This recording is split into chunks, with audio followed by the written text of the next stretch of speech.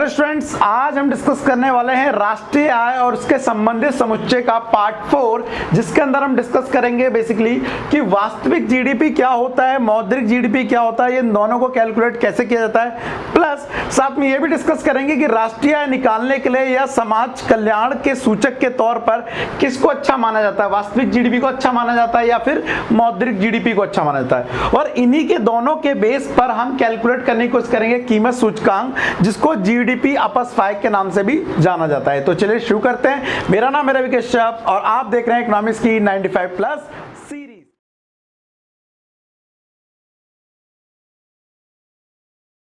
तो स्टूडेंट्स फटाफट चालू करते हैं आज का टॉपिक। सबसे पहले मैं आपको बताता हूं यहां पर मौद्रिक जीडीपी और वास्तविक जीडीपी, लेकिन उससे पहले आपको यह पता होना चाहिए कि जीडीपी क्या होता है। देखिए जीडीपी का मतलब क्या होता है, छोटा सा बताने की कोशिश करता हूं। जीडीपी की फुल फॉर्म होती है gross domestic product. Gross domestic product, अच्छी बात है। हिंदी में क्या कहते हैं, हिंदी में बोलते हैं इसे बेटा सकल घरेलू उत्पाद। सकल घरेलू उत्पाद बोलते हैं। अब ये सकल घरेलू उत्पाद का मतलब क्या होता है, सकल घरेलू उत्पाद का मतलब है एक वित्तीय वर्ष के अंदर, मतलब एक साल के अंदर हमारे देश ने जितना भी उत्पादन किया है उसका मौद्रिक मूल्य, उत्पादन किया उसका मौद्रिक मूल्य। तो उत्पादन किया है विच मीन जितनी भी उत्पादन किया है, उत्पादन इकाइयां मल्टीप्लाई बाय कीमत। In short Q into P मैंने बोल दिया है जीडीपी निकालने का फॉर्मूला। केवल Q नहीं होता, प्राइस भी इसके अंदर आता है। अब इसी को लेकर हम बोलते हैं कि जब प्राइस को मल्टीप्लाई करेंगे क्वांटिटी से तो देश का जीडीपी आ जाएगा। और क्योंकि हमारे देश की पॉपुलेशन बढ़ रही है लगातार, तो हमारे देश का जीडीपी भी क्या होना चाहिए, ज्यादा होना चाहिए। हम उत्पादन क्या करें, पहले कंपेयर में ज्यादा करें, है ना, ये भी जरूरी है। लेकिन अब इन दोनों के बीच क्या डिफरेंस है, वास्तविक जीडीपी और मौद्रिक जीडीपी के बीच क्या डिफरेंस है, वो हम समझने की कोशिश करेंगे। तो ये तो समझ आ गया जीडीपी कैसे निकालते हैं, क्वांटिटी इनटू प्राइस या फिर प्राइस इनटू क्वांटिटी बोल सकते हो आप इसको। लेकिन ये अलग कैसे हो जाएगा वास्तविक और जीडीपी और मौद्रिक जीडीपी, उसको समझाने की कोशिश करता हूं। देखिए सबसे पहले आपको मैं बताने की कोशिश करता हूं, यहां पर अपना एग्जांपल ले लेता हूं। पहले रवि सर क्या है, मान लीजिए इकोनॉमिक्स का कोचिंग पढ़ा रहे हैं, तो उनके पास मान लेते हैं 2017 में, यहाँ पर मैं नंबर ऑफ स्टूडेंट लिख रहा हूँ और यहाँ पर मैं प्राइस लिख रहा हूँ और यहाँ पर मेरा जीडीपी ले लीजिए, एक तरह से मान लीजिए मेरी इनकम बोल सकते हैं आप, है ना। तो 2017 में मान लीजिए मेरे पास स्टूडेंट थे 100 और मैं प्राइस चार्ज कर रहा था एग्जाम्पल के लिए 800 रुपीज़। तो मेरे पास टोटल कितने हो गए, 80,000 रुपीज़ की क्या थी, मेरी इनकम थी, जीडीपी था, बोल सकते हो आप इसको। 2018 के अंदर नंबर ऑफ स्टूडेंट मेरे हो गए 90, लेकिन मैंने जो फीस कर दी वो फीस कर दी 1000, तो मेरी जो इनकम थी वो बढ़ गई, कितनी हो गई, 10,000 इंक्रीज हो गई। चलो एक और एग्जांपल लेते हैं। 2019 में मेरे पास स्टूडेंट हो गए 80, लेकिन मैंने अपनी फीस 1200 कर दी। चलिए तो कितना हो गया, 12 को मल्टीप्लाई करो 8 से, 16 की 6, 96,000। ओके, फिर बढ़ गया।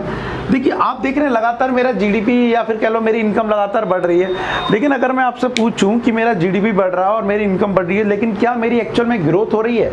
आप में से कई सारे लोग बोलेंगे इनकम को देख के ग्रोथ हो रहा है, लेकिन मैं बोलना चाहूंगा यहाँ पर कि नहीं, हर साल मेरे नंबर ऑफ स्टूडेंट क्या होते जा रहे हैं, कम होते जा रहे हैं, आपको दिख रहा हो तो एक्चुअल में हमारे को ये तो बढ़ाना ही बढ़ाना है, लेकिन नंबर ऑफ स्टूडेंट भी तो बढ़ाने चाहिए, तब तो हम उसे ग्रोथ मानेंगे, है ना।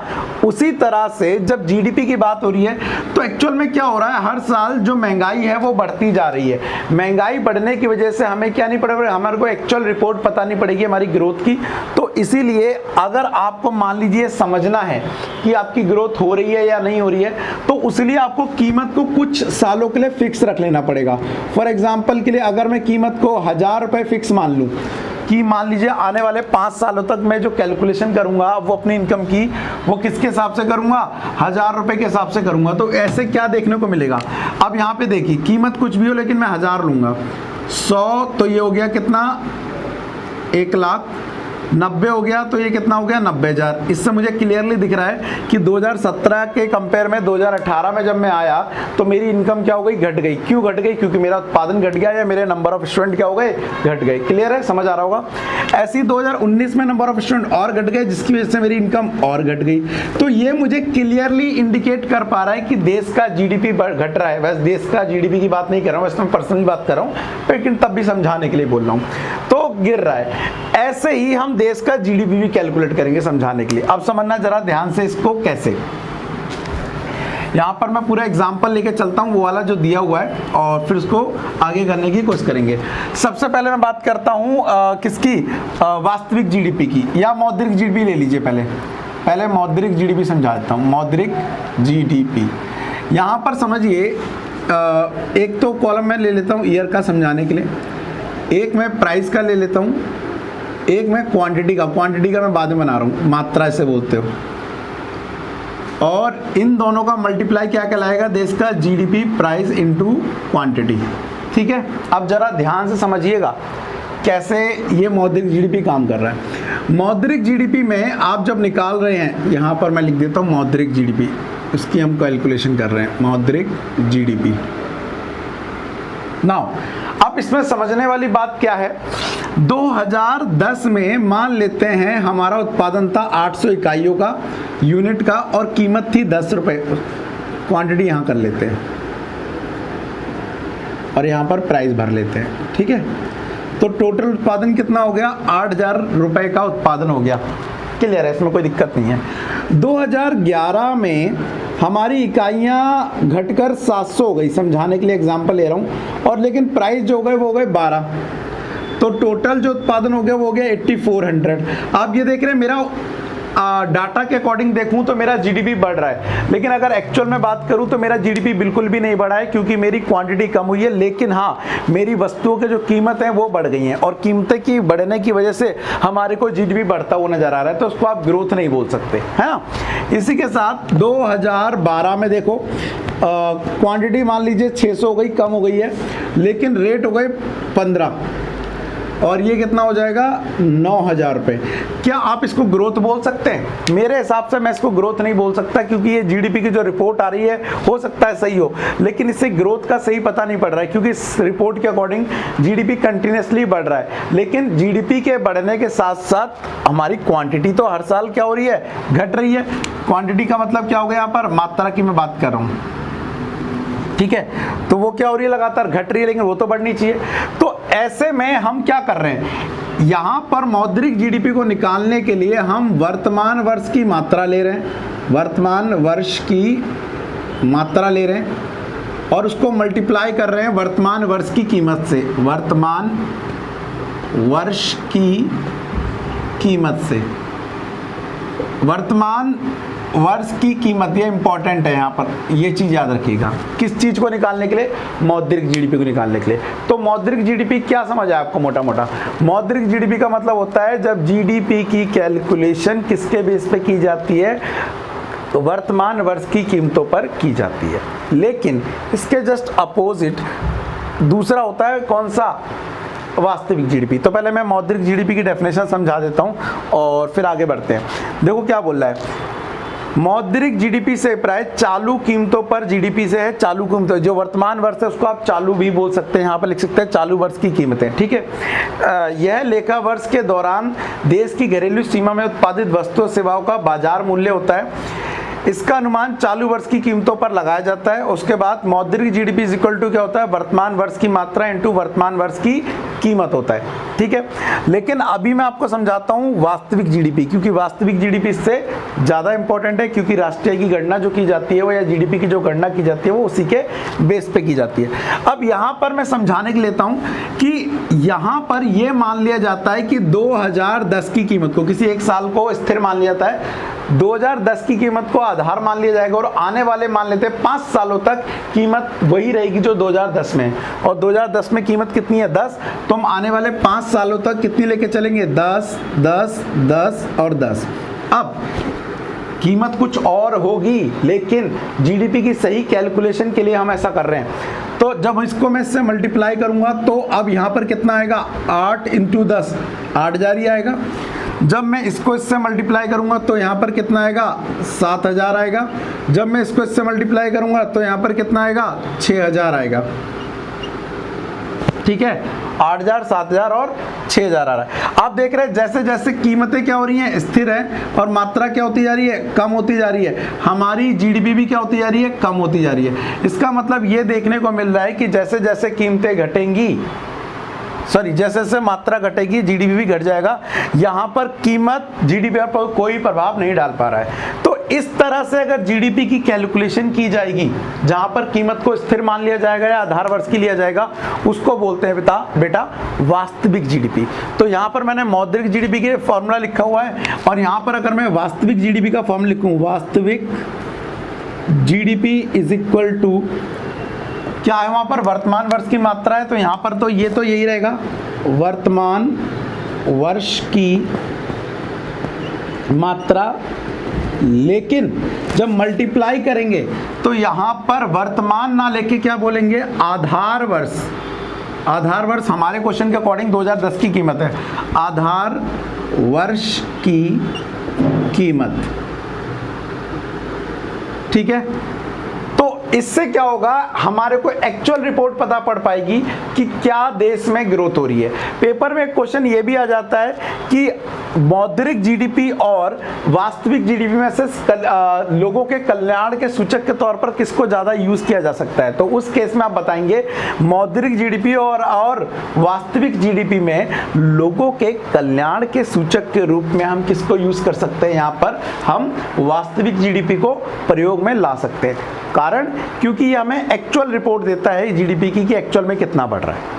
याद रहेगा, इसको चालू कीमतों पर जीडीपी भी बोला जाता है, और इसको आधार वर्ष की कीमतों पर जीडीपी भी कहा जाता है। याद रखना, इसका दूसरा नाम है। अब ये दोनों चीज समझने के बाद कि वास्तविक और मौद्रिक जीडीपी क्या होता है, ये चीज समझने के बाद कि कौन सा इसमें से सही सूचक है कल्याण के लिए, अगली चीज आ जाती है जो आपको समझना चाहिए, और जो पेपर में इसका एक छोटा सा न्यूमेरिकल भी आ सकता है। क्या, कीमत सूचकांक। कीमत सूचकांक क्यों निकालते हैं, आपको पता है पहले के कंपेयर में अब अगर हम यहाँ पे कंपेयर कर रहे हैं 2010 से 2012 को या 13 को, तो कीमतें में तो बदलाव आ चुका है, लेकिन हम उसको तो दर्शा नहीं रहे चालू वो वास्तविक जीडीपी में। तो उसको निकालने के लिए हम कैलकुलेट करते हैं कीमत सूचकांक। ये फॉर्मूला भी आप याद रखिएगा कीमत सूचकांक का, क्योंकि ये दोनों आपके क्या आएंगे, काम आ सकते हैं। अच्छा, सबसे पहले मैं ये फॉर्मूला दोबारा से यहाँ पे लिख देता हूँ ताकि आपको याद रहे। ये मौद्रिक जीडीपी का फॉर्मूला है, और अगर आपसे कोई पूछेगा वास्तविक जीडीपी का फॉर्मूला, वास्तविक जीडीपी का फॉर्मूला, तो ये क्या होगा, वर्तमान वर्ष की मात्रा इनटू वर्तमान वर्ष ना बोलकर आधार वर्ष की कीमत, आधार वर्ष की कीमत। अंतर केवल यहीं पर है, यहाँ पर वर्तमान और आधार वर्ष के ऊपर क्या है, अंतर है, याद रखिएगा। अब यहाँ पर मैंने बोला कि हमें कीमत सूचकांक पता होना चाहिए, कैसे निकाला जाता है और उसकी कैलकुलेशन कैसे की जाती है। तो यहाँ पर जब हम कीमत सूचकांक निकालेंगे, याद रखिएगा कीमत सूचकांक, तो उसको निकालने के लिए आप फॉर्मूला यूज करेंगे, याद रखना, मौद्रिक जीडीपी ऊपर आ जाएगा डिवाइड बाय वास्तविक जीडीपी इनटू 100। ठीक है, ये एक फॉर्मूला है क्या निकालने का, कीमत सूचकांक का। अच्छा, इसको जीडीपी अपस्फायक भी बोलते हैं। तो अगर आपको कभी अपस्फायक निकालने को आ जाए तो आप यही फॉर्मूला लगा दीजिएगा, क्या, मौद्रिक जीडीपी डिवाइड बाय वास्तविक जीडीपी।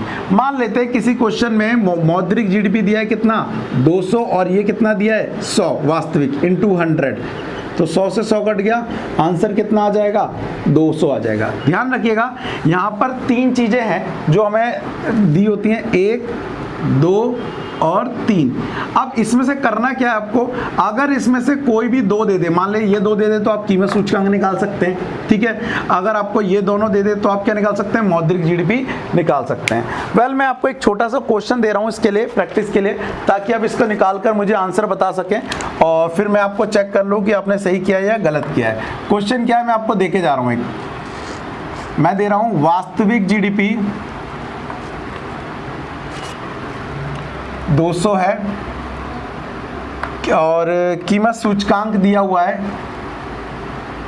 कीमत सूचकांक 110 दिया हुआ है। दो चीज़ें दी हुई हैं। आपको मुझे क्या निकाल के देना है, इसका मौद्रिक जीडीपी निकाल के देना है, मौद्रिक जीडीपी निकाल के देना है। ये तीन चीज़ें दी हुई हैं और इनके बेस पर आप मुझे क्या निकाल के दीजिए, मौद्रिक जीडीपी निकाल के दीजिए। फटाफट आंसर करके कमेंट में डालो। इसके बाद ये बेसिकली हमारा पार्ट 4 हो गया है। पार्ट 5 में एक इम्पोर्टेंट टॉपिक है जिसमें हम डिस्कस करेंगे कि देश के ग्रोथ के लिए जरूरी नहीं है कि जीडीपी बढ़ने का मतलब ये है कि देश का कल्याण हो रहा है। अभी हमने ये तो पढ़ा कि कल्याण के सूचक के तौर पर हम वास्तविक जीडीपी को ले सकते हैं, लेकिन जरूरी नहीं है कि जीडीपी बढ़ेगा तो देश का कल्याण हो रहा है। इसको समझेंगे हम नेक्स्ट पार्ट में, ठीक है। अच्छा, ये वाला क्वेश्चन आप प्रैक्टिस कर लीजिएगा।